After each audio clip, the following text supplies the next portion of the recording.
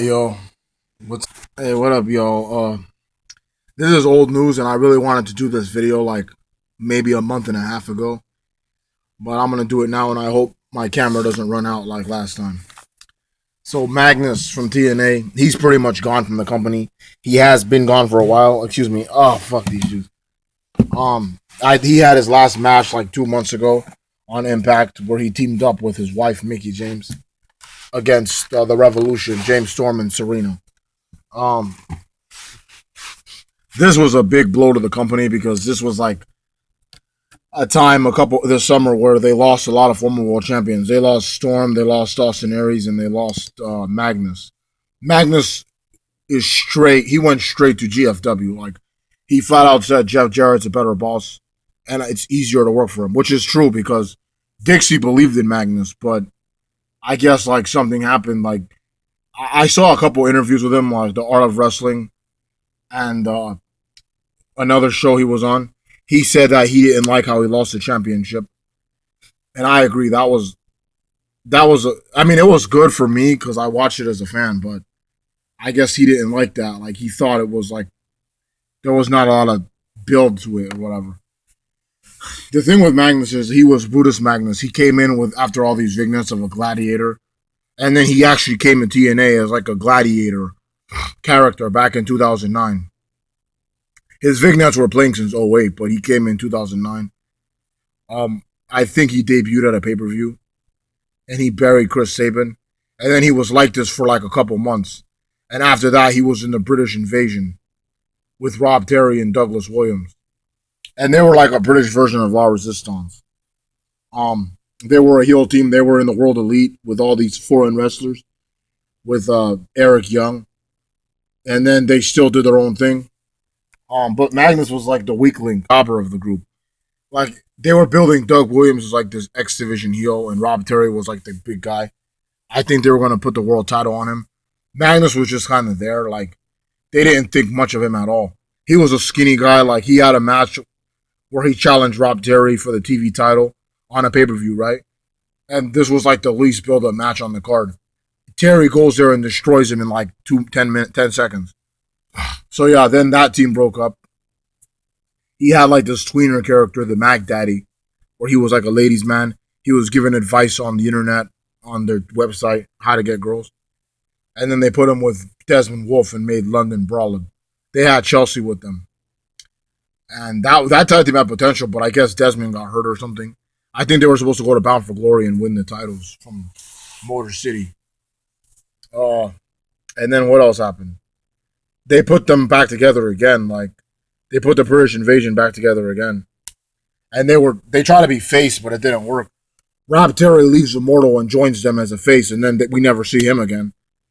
And then they just fucking disappeared into the sunset or whatever. Like I don't know what the hell happened with that. And I think Doug Williams, they broke up again, and he was like the year 2012. They broke up again, and he was. I think Doug was let go shortly thereafter.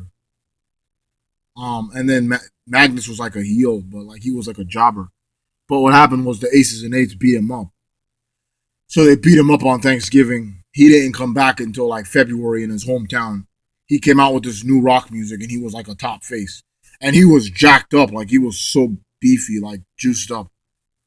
And I heard he was with Mickie James long before that though, but they had a baby, and he was being built up. Like when he came out in Wembley, I my brother knew they were going to push him to the moon. I was still thinking about it because we see this promises with a lot of guys there.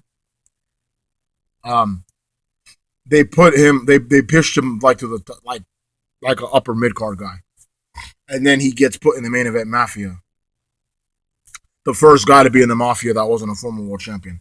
So you could tell right there they wanted to build him up, and that was just like confirmation. And then they put Rampage Jackson in the new main event Mafia. And then they feud with the Aces and Eights. Magnus gets protected like a motherfucker. Like he never gets pinned or anything. The only time I think he got pinned was at the Bound for Glory series, which he led the whole time, by the way.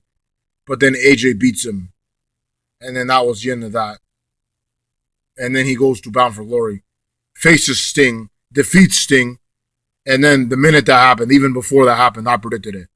There were no heels in TNA at that time, besides the Aces and Eights who were on their way out. So I predicted that with the newly healed Dixie Carter, Magnus was going to be her top guy.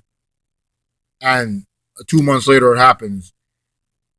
AJ's stripped of the title. She makes a new one. There's a tournament for it. Tourney. And Magnus wins the tournament. He turns heel. He joins Team Dixie. Dixieland. And he's her new top guy. I expected this alliance to last like a good 9 months to a year. And it lasted about maybe half a year. I was actually in attendance at Lockdown. Magnus defended against Samoa Joe. And Abyss came from under the ring and helped him. That was like about a month before he lost the title to Eric Young on free TV. I didn't like this. Like I was waiting for Magnus to be a world champion. He looked good as a champion, like a top heel corporate champion. The problem I had with him was they used like 80 guys to help him retain. He couldn't win a match clean. He always had Abyss or Dixieland or Team Dixie or somebody.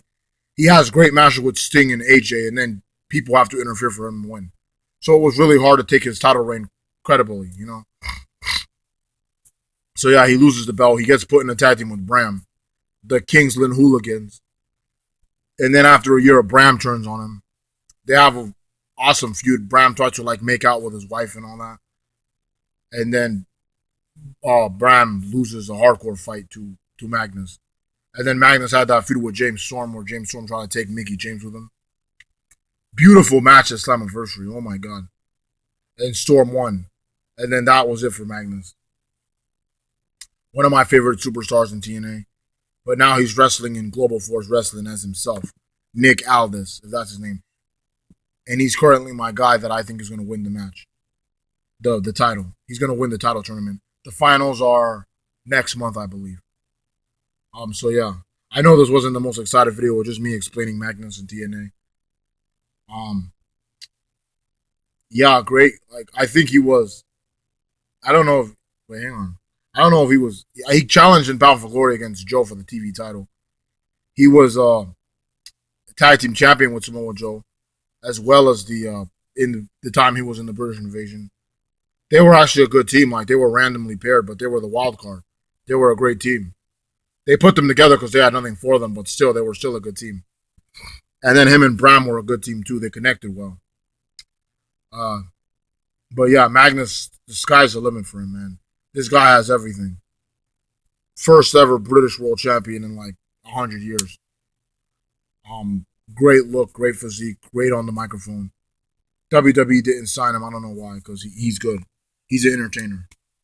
And he's lucky because he has Mickie James and she's hot, and he's penetrating her. He's giving her a Mac Daddy driver, and they have a son, Donovan.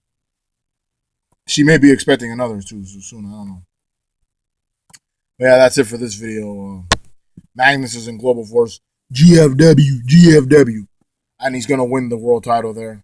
That's my prediction, the global title. Magnus to win. I'd like to see him in TNA again, but I think he's done. I think he's loyal to GFW and Jeff Jarrett. And Mickie James is there too. So yeah, I wish Magnus the best in his future. And I know, I'm not sure about some other guys, but I know for a fact that he's going to do well wherever he goes. So yeah. Magnus. Magnus is the man. Nick Aldis. I gotta start calling him that now. So yeah. Take care. And thank you guys for watching this. Bye.